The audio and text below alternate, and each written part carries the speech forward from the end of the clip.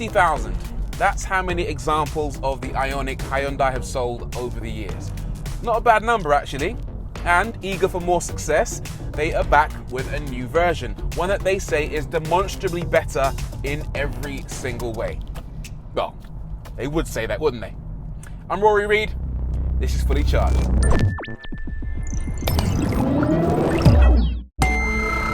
So, in the car industry, it's pretty much a given that if you're not constantly moving forward, you're gonna get left behind. And Hyundai didn't want to get left behind, so they've worked hard to make sure that the IONIQ is keeping up with the times. This new model has a couple of headline improvements. I'll give you those first and foremost. It's got an upgraded battery pack. The old car had a 28 kilowatt hour battery, but this new one has a 38.3 kilowatt hour battery pack. That's a 10.3 kilowatt improvement. It's also got a brand new motor. It's both more powerful and more efficient, and combined with the battery pack, you now get a 30% improvement in driving range. So in total, this car will go 311 kilometers on a full charge. That's 193 miles in old money. They've also jazzed up the interior, added a bit more tech, and crucially, made it a little bit sexier on the outside. Well, a little bit.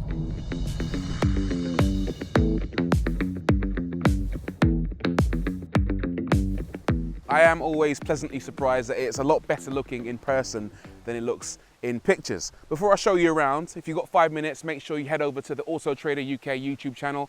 That's where you normally find me. I do reviews of electric cars, supercars, bikes, literally anything with a motor. Things get a little bit crazy, so if you can spare some time, do jump over there and say hello. Right, changes for 2020. This thing's got some new headlights up here, LEDs, which look very swanky. You've also got some new daylight running lights down the side and a completely new grille.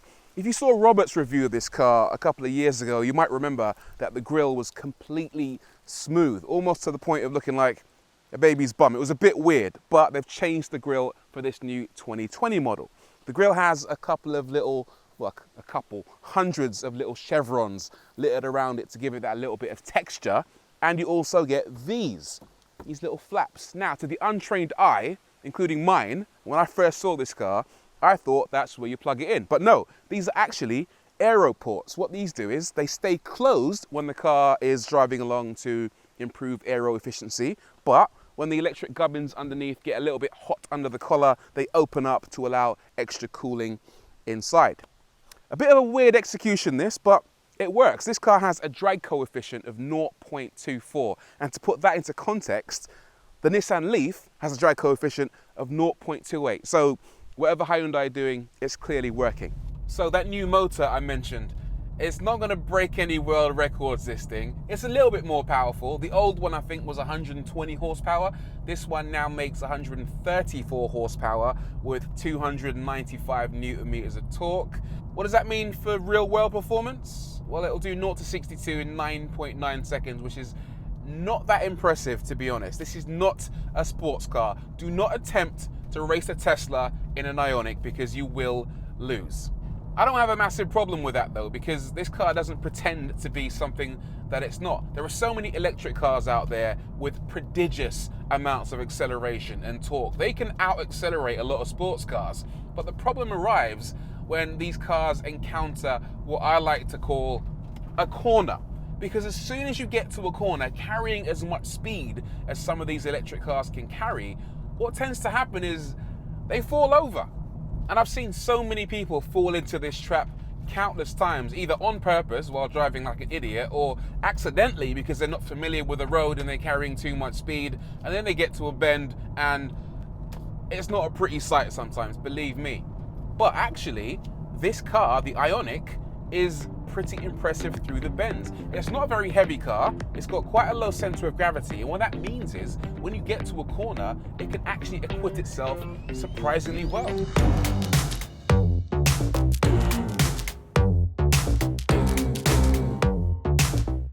Around the side, you get these aerodynamically optimized wheels which help the car cut through the air. This works in conjunction with this little vents on the front of the car, which feeds air into the front wheel arch to reduce the turbulent forces generated by the wheel as it spins. The idea being that it shapes the air along the side of the car and again helps the car cut through the air. It's also got special paint. I'm joking, the paint's completely normal, but there are 9 colors of the IONIQ, including 4 new colors. This is Typhoon Silver, very exciting color, but quite muted, and also not that different to the Electric Shadow and Fluidic Metal options you get, which are also basically grey. Refinement is an interesting one in this car. On the whole, it's generally quite a refined car. When you're cruising at low speed, it's perfectly acceptable to sit in. I actually quite like it. But when you get up to motorway speeds, things change ever so slightly. Those low rolling resistance tyres I mentioned earlier do make quite a lot of noise when you're going at high speed. Oh, and speaking of noise, this car is also equipped with Hyundai's VESS system. That's the Vehicle Engine Sound Synthesizer. So you press a little button down to the right of the steering wheel and it will make a very cool, futuristic noise to warn pedestrians and cyclists that you're pulling up behind them and that they should get out of the way. The biggest change is this thing that's staring you in the face. This is a 10.25-inch touchscreen display, which I think looks really cool. Cast your mind back to the original IONIQ and the display was integrated into the dashboard. This looks a lot more modern and a lot more futuristic. It's touchscreen, obviously, but you've also got these shortcut buttons along the bottom to make things easier for you. You've got shortcuts for your maps, your radio, your media, and also skipping forward and backward between tracks. Below that are all your HVAC controls, heating, ventilation, and climate. There is another screen up here behind the steering wheel. This is your instrument binnacle, as they call it in the trade. This shows you things like your speed, your driving range, etc. And it comes with mood lighting. So when you shift between your driving modes, normal, eco, and sport, it changes color to help remind you what mode you happen to be in. Speaking of your driving controls, everything is massively easy to use. The drive mode selector switch is as simple as you can get it, really. It's got park, reverse, drive, and neutral. There are 3 driving modes in the IONIQ: normal, eco, and sport. Eco is the mode you're going to end up in most of the time, to be honest. What it means is that it causes the accelerator pedal to be incredibly lazy. You can flop your foot down on it and it won't go charging off into the distance. Not that it could go charging off, because this is not the world's most powerful car, but it allows you to smoothly apply the throttle without using up unnecessary energy. Then there's normal, which gives you slightly more instant throttle response, and sport, which gives you yet more responsiveness. But again, sport, it's not a mode you're going to spend a lot of time in, because this car, it's not sporty, is it? Let's be honest. Speaking of sportiness, these paddles on the steering wheel are not for rifling through the gearbox. They're actually for adjusting the amount of brake regen. So you can pull the one on the left-hand side and that will more aggressively slow the car down. And it will actually bring the car to a complete stop. So you can drive the car with a combination of the brake pedal and your fingers on your left hand. The paddle on the right-hand side, meanwhile, reduces the amount of brake regen to cause the car to become more slippery and conserve its momentum.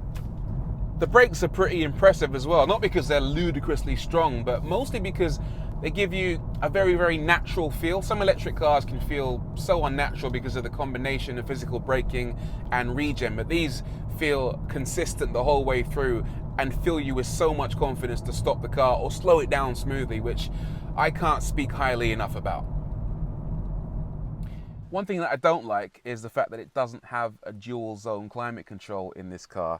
If your passenger wants it to be 23 degrees and you want it to be 19 degrees, you've got to figure out a happy middle ground. Interestingly, there's also a very strange driver-only mode, which I think is designed to conserve electricity, or it might just be there to spite your passenger. I don't know. You also get this wireless charging pod down here, just about big enough for my iPhone 10, but nowhere near big enough for some of these larger phablet-style devices. I think Hyundai might have missed the trick there.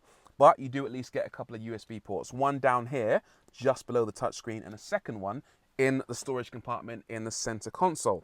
Speaking of which, that's a really good size. You also get a couple of cup holders, decent sized door bins, and a large glove box, which might sound a bit silly, but you don't get that in a lot of cars. Round the back, I'm 5'11" and I fit just fine. I've got loads of leg room, but if you happen to be taller than I am, say 6 foot, then your head will touch the ceiling due to the fact that the car has this sloping roof design. Round the back, pretty much the same as the old car, but you do get these new LED rear lights, which again help the car look a lot more modern than it used to. And if I open it up, it's got a lift back design, and that reveals a really, really good boot space. 443 litres, which is bigger than a Model S, bigger than a Nissan Leaf, and actually on par with a lot of petrol cars. The only problem though is that you get this little lip on the load bay. The problem is when you try and load a large item inside, it goes in no problem, but try getting it out again. What you've got to do is shove your fingers underneath it. Imagine doing that with a washing machine and the amount of weight that carries. And then getting it over this lip here is a little bit of a struggle. But again, a good sized boot. You've also got your charging cables easily accessible in here. You've got a standard charger as well as an occasional 3-pin charger. And even though it's not a power tailgate, it's really easy to close.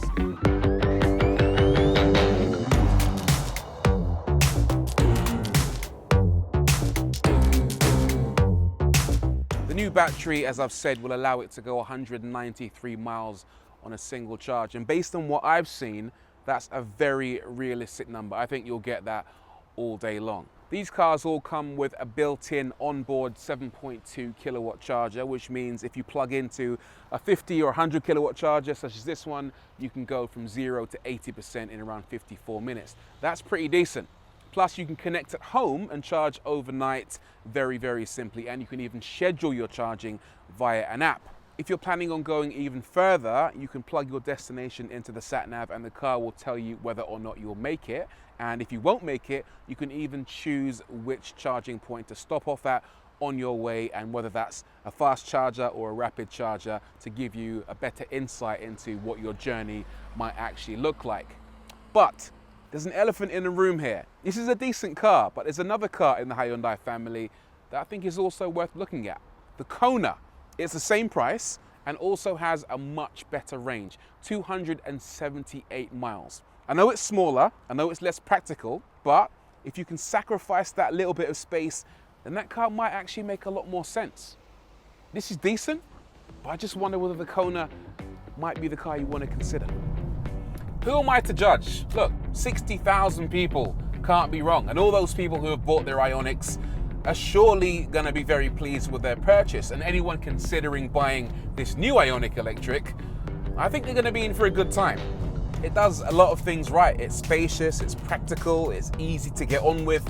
Okay, sure, it doesn't exactly set your pulse racing, but if you're looking for a car that is going to be a decent family wagon that's going to take you from A to B without any fuss whatsoever, then I think this is a car that's definitely worth considering.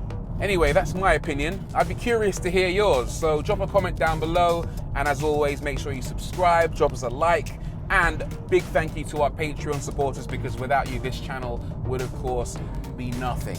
And as always, if you have been, thank you for watching.